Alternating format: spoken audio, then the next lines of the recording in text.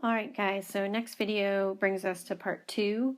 We went over the power reducing identities together and verified, I think just one, the 1 minus cosine 2 theta over 2 is equal to sine squared, but the other verifications are really similar to that one. So we're going to work on number 1 right now. We want to rewrite sine to the 4th x so that it doesn't contain an exponent greater than 1.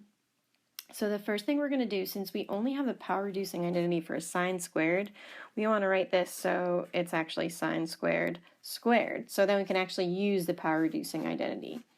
So now that I've done that, I'm just going to take our power reducing identity for 1 minus cosine 2x over 2 squared and just simplify that. So I'm going to FOIL out the top, square the bottom,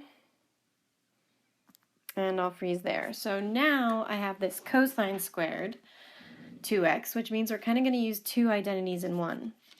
Right, I'm going to use the power reducing identity, but keep in mind that my theta now is going to be 2x instead of just x. So instead of just 1 plus cosine 2 theta over 2, let me write it in here. Well, I'll play it out and let's see if you guys can catch it. So everything stays the same at the beginning. Instead of our normal 1 plus cosine 2x, we have to double that because inside of our original cosine squared was a 2x, which turns our 2x, that's normally in the numerator, into a 4x. And then I'll keep writing out the rest of that. So that's my whole big fraction. I like to get rid of those double fractions, so we have that mini fraction in the numerator first. So I'm going to take everything and multiply it by 2 over 2.